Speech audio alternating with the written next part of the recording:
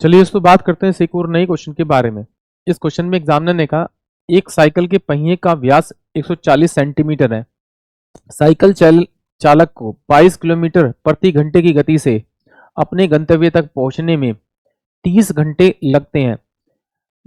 अपनी यात्रा के दौरान साइकिल का पहिया कितने चक्कर लगाएगा, ये एग्जामिनर मुझसे पूछ रहा है।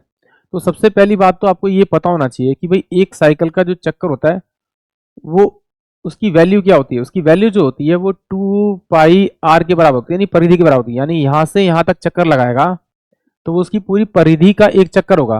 तो एक परिधि का चक्कर होता है 2 पाई आर, यानी कि 2 पाई आर में वो पूरा चक्कर लगाएगा। मान लेता हूं कि उसने टी चक्कर लगाए। जब टी चक्कर उसने लगाए होंगे तो उसने डिस्टेंस कितना कवर किया होगा। डिस्टेंस निकालने का तरीका क्या होता है, स्पीड इनटू में आपका टाइम, यानी कि चाल गुना में समय। तो उसकी स्पीड जो है वो 22 किलोमीटर पर आवर है और टाइम जो है उसका कितना है आपका 30 आवर है। तो ये मेरे पास में क्या दे रखा है, किलोमीटर क्या नाम से किलोमीटर पर आवर दे रखा है। और मुझे मालूम है कि भाई 1 किलोमीटर में जो होते हैं वो आपके 1000 मीटर होते हैं, यानी 1000 मीटर होते हैं। और एक मीटर में कितने होते हैं आपके 100 सेंटीमीटर होते हैं।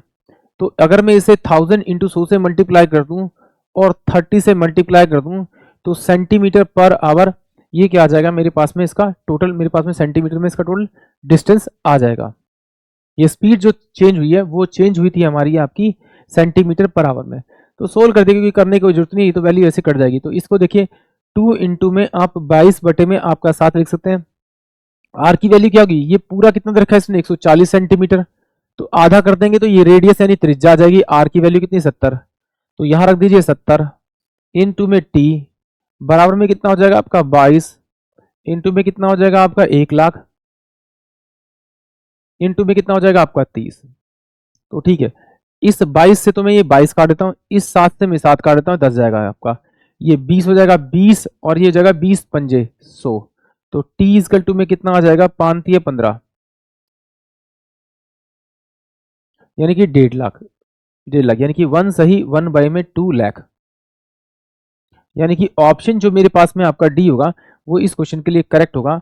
आई होप आप सभी को क्वेश्चन समझ में आया होगा।